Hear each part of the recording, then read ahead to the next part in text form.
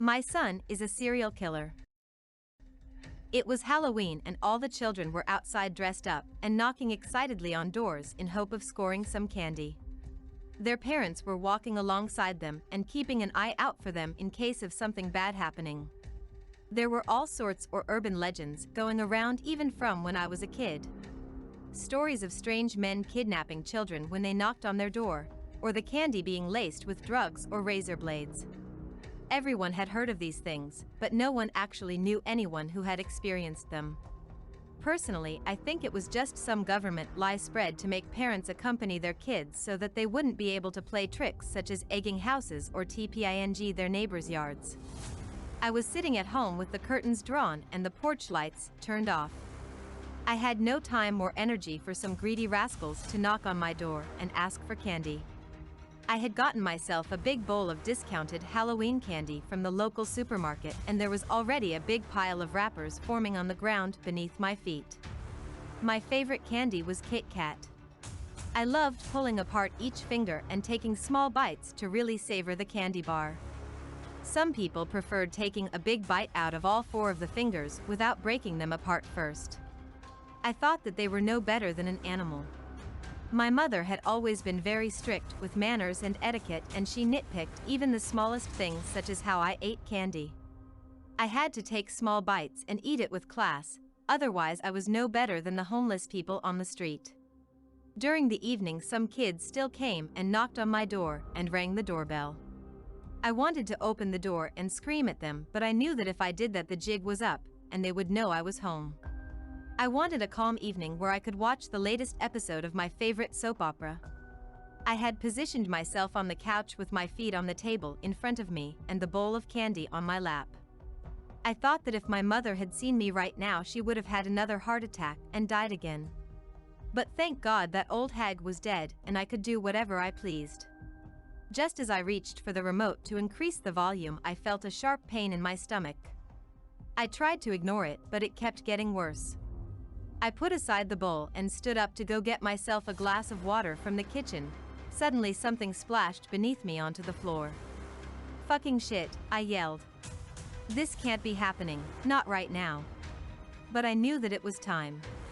I put my shoes and jacket on and grabbed my keys and started heading to my car. The pain was intensifying and I was wondering if I was even in a condition to drive. But still, I buckled myself in and put the gear into reverse and started driving.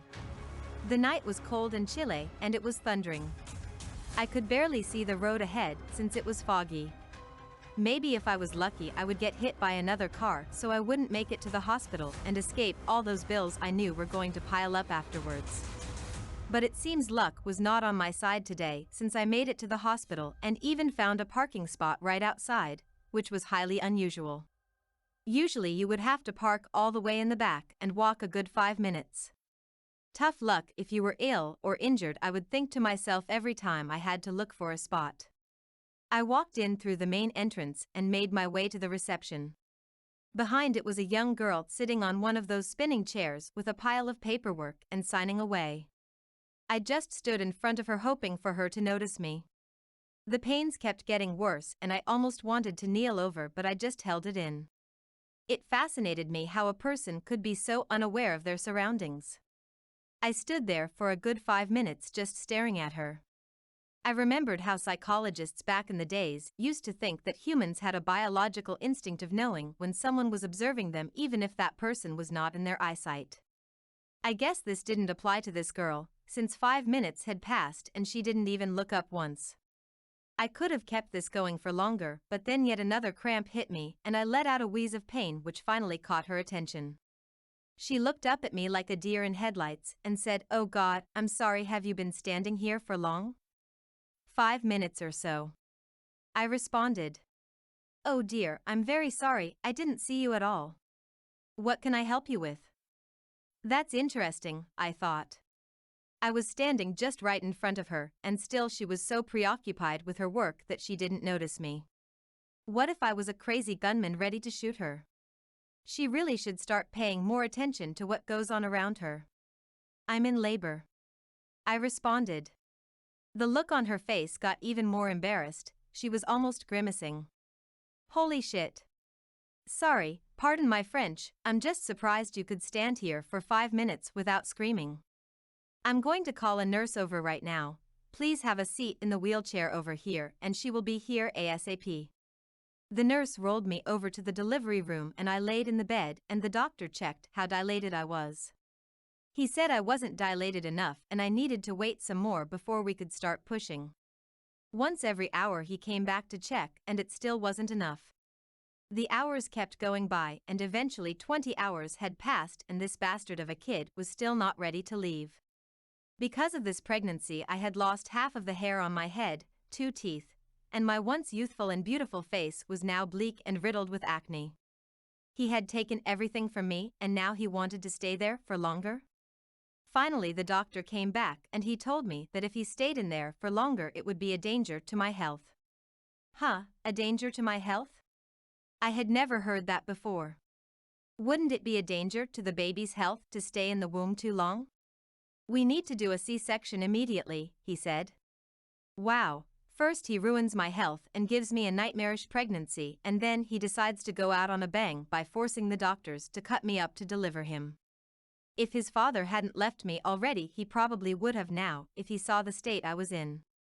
The doctors rolled me into the operating room and laid me on top of the table. They injected me with nerve killers so I wouldn't feel anything during the surgery. Although it worked as promised and I didn't experience any pain, I could still feel everything they were doing. I could hear the sound of the scalpel cutting into my flesh and their hands gouging into the hole they just created. I could feel their hands prodding inside and pushing my organs in different directions so they could deliver the baby. I finally knew what those alien abduction lunatics on TV were talking about. I felt like I had been abducted by aliens and being vivisected for their enjoyment. I barely felt human anymore, I felt like an animal in a slaughterhouse.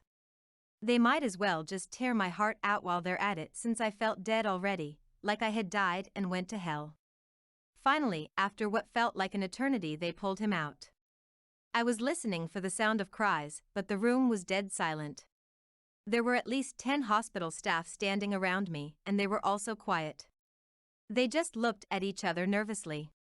The doctor quickly pulled him away from my line of sight and started working on him.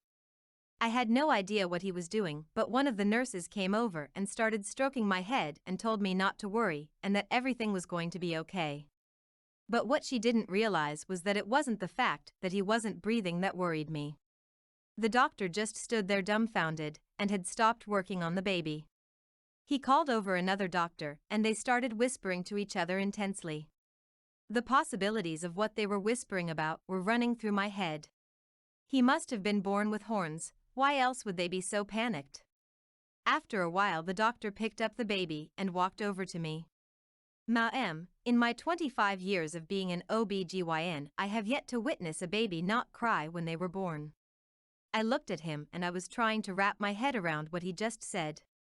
It shouldn't be medically possible, he continued. A baby must cry when they are born because that is how they start breathing. But your son is perfectly healthy and breathing even though he hasn't made a single sound since we delivered him. When I was back in my hospital bed, my son was cradled in my arms. The nurse had put him there and I hadn't put him down. I was just staring at him. I knew the doctor had told me that he was physically healthy, but there was still a part of me that felt that there was something wrong with him. Something mentally disturbed.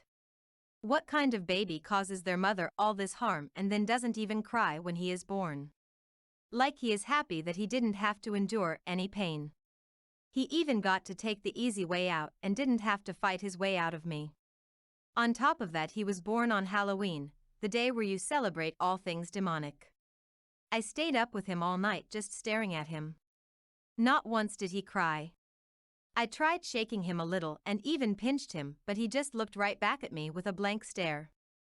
The nurse came over and tried helping me to nurse him. I held him to my nipple and tried feeding him, but instead I screamed in pain. I pulled him away and I saw that my nipple was bleeding. The nurse looked at me in shock and grabbed him from me. This fucker was even born with teeth. I guess he's a biter, huh? She giggled. I wanted to slap that smile off her stupid face. One night on his 13th birthday, he and I were watching TV. Every time we watched a movie together, it was a slasher, because that's the only type of movies he enjoyed. I had asked him once why he enjoyed seeing people get brutally murdered and the gore that followed. I don't know. There is just something so satisfying about the way the blade sounds when it cuts through the flesh. I wonder how it would sound for real. The movies just use sound effects, so it doesn't really give a good representation of the real deal. The answer he gave was even more horrifying than what was happening on the screen. So you want to try it for yourself to see what it would sound like then? I responded. I don't think so, the cleanup would be too much of a hassle. I just turned my head back to the screen and tried to forget the disturbing things he had just said. But that was easier said than done. That night I laid in bed on my side and turned towards the window. It was a full moon and the yellow light shined into my bedroom and illuminated the room. Besides me on the bedside table was a picture of my son smiling. I remember taking that picture on the last day of school. I had forced him to smile for the camera. You see, he never ever smiled at me. In his 13 years on this earth, I had yet to see even a corner of his mouth lift. He also had never cried or gotten angry. He was always deadpan like a robot or a zombie. I thought back to my C-section. I remember when I felt like I was being vivisected by aliens. What if it wasn't just a thought? What if it was a memory? Perhaps they put something into me before they closed me up. Something non-human, an alien fetus that looked like a human being. That was the only thing that could explain why he was the way that he was. I had been to countless psychologists, child behavior analysts and doctors. But no one could find anything wrong with him. They always asked to speak to the child alone, and once they were back they always gushed about how well-behaved and intelligent he was. They told me I should appreciate my son since most of the mothers they saw coming in here dreamed of having a child like mine. They refused to listen when I told them that I believed that my son was going to become a dangerous man. A future school shooter or serial killer or something. But they always shut me down by telling me that he displayed none of the characteristics of those kinds of people. I told them about how I had read his diary and how he wrote that he fantasized different ways to kill people and how that would make him feel. He wrote about what weapons he would use and how we would go about doing it. The psychologist simply said that it was normal for children his age to have an active imagination and that it was healthy for him to journal his thoughts and feelings. I never told my son what all those meetings with the professionals were for, and he never asked.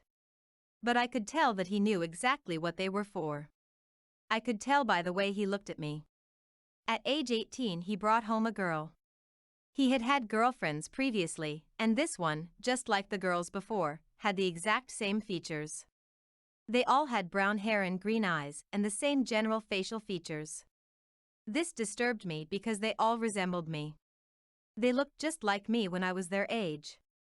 I know that he knew this because I would often catch him sitting in the living room looking through old picture books of me in my teens. Every time he brought home a new girl, he would observe my reaction. He would look at my facial expression and body language for any type of clue that I was uncomfortable, but I knew what he was doing and refused to give him the satisfaction. Usually they would break up within a few months.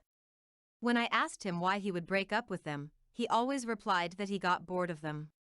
He was just like his piece of shit father, even though he had never met him. However, with his newest girlfriend, he never got the chance of breaking up with her. One day, when I was out on my daily walk, my next-door neighbor hurried over to me from my yard and started giving me condolences. I looked at her confused because I had no idea what she was referring to. Your son's girlfriend, haven't you heard? What about his girlfriend? I asked. She killed herself last night. I thought he would have told you. My whole body filled with rage and I excused myself and ran back home. I walked towards his bedroom with rage almost pouring out of me, and the thumps of my steps echoed in the house. What the fuck is wrong with you? Your girlfriend kills herself and you don't tell your own mother? You have been home all day and you haven't even mentioned it. He looked at me with that same deadpan expression he always had. I guess it's shock or whatever. He responded casually. I left his room and picked up the phone and called her parents. We talked for a long time, and they told me that she had hung herself in their garage. She had left no suicide note, and they had no idea whatsoever that she was depressed. After I hung up, I just sat there. I recalled seeing a piece of rope in my son's room a couple of weeks ago, but today it was no longer there. I knew for a fact that he had killed her. I drove over to the police station and told them everything.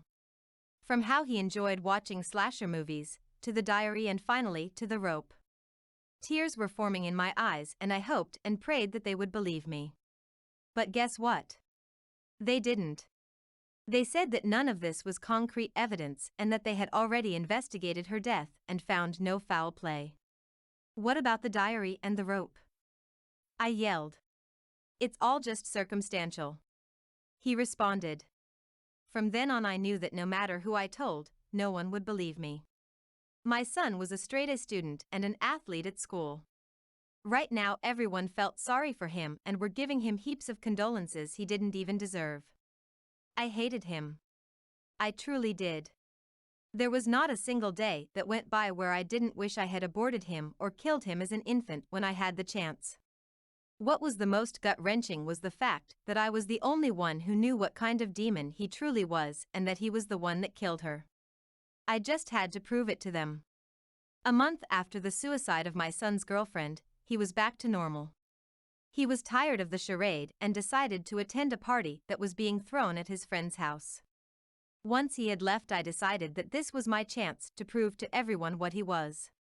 I took my car and parked it a few houses away from where the party was thrown. I sat there for hours just observing and waiting for my opportunity to strike. I could see a girl stumbling out through the doors and started walking towards my direction. She was visibly inebriated. Once she reached my car, I cranked down the window and asked if she wanted a lift, which she accepted. She got into the passenger side of the car and I started driving. She was so intoxicated that she passed out immediately. I kept driving and eventually I stopped the car. I got out and walked towards the trunk of the car and pulled out a pair of gloves and pulled them over my hands. Then I pulled my hair into a tight bun and made my way over to the passenger side of the car and opened the door. I dragged her out of the car and started making my way into the forest where I had parked. I made sure not to go too far in since I wanted her to be found relatively quickly. I placed her on the damp leaves on the ground and pulled out a knife from my back pocket. The knife belonged to my son and he had bought it online at an auction after seeing Pulp Fiction. He was dead set on getting this specific knife since it was a replica of the one used in the movie. I looked at the girl and thought that she was perfect. Brunette with green eyes, just how he liked them. A part of me felt bad about what I was about to do, but I kept reminding myself that this was for the greater good. She was in fact a hero, because she was giving her life to save the numerous other women who could face the same demise in the hands of my son. I think she would understand somehow and be grateful to be remembered as a hero. With the knife in hand, I plunged it into her chest. The sound it made was ear-grating, but I knew I had to keep going. I wanted to make it as quick and painless as possible for her. She let out a loud moan, but she was so out of it that she didn't even try to defend herself. Thank God the syringe I injected into her in the car worked. I kept plunging the knife into her over and over again, and the blood splattered all over me. Finally, when I was done, I left the knife in her chest and retrieved a piece of tape from my pocket. On it, I had my son's fingerprints. I had placed a piece of tape on his door handle where he touched most frequently to retrieve his prints. I placed the tape strategically on the knife handle so that his fingerprints would be easily identifiable. I got back to my car and opened up the trunk again. I picked up the bottle of bleach and started scrubbing down the whole passenger side so that no one would be able to find any trace of her in the car. When I was done, I looked back at her body one last time and I felt proud of my masterpiece. I knew I had done something good tonight, even if it meant that she had to sacrifice her life for it. But what was one life in comparison to the countless other possible ones? I knew I had no other choice but to do this. I had tried talking, reasoning, and convincing other people, but nobody listened. They made me do this, they wanted this. This is the result of their inaction. That night was the best night's sleep I had ever gotten. The feeling of finally accomplishing something and soon hopefully being rid of my psychopath son was so liberating. The only unbearable part was having to wait for him to get caught. But when I finally heard those bangs on the door followed by the words, "Police, open up," it was unlike any feeling I had ever felt before. It was pure bliss, euphoria. The fact that they finally had found the body and connected it to my son felt like 1,000 orgasms at once. When they hauled him away in handcuffs, he looked at me, but this time not with that same deadpan expression he always had. No, this time it was anger, disgust, and horror all at once. Seeing all those feelings splattered on his face gave me immense joy. When nobody was looking at me, I gave him a satisfied smirk. I finally won. I finally won this little cat and mouse we were playing, and I had finally beaten him. He had finally got caught in the mousetrap, and I just stood there in the doorway and let out a sigh of relief. It felt like the world had been lifted off my shoulders and that I was finally free for the first time in my life. I had been a prisoner for 18 excruciating years, and it was finally time for him to feel what I had felt all this time. If you enjoyed this video, please make sure to like and subscribe.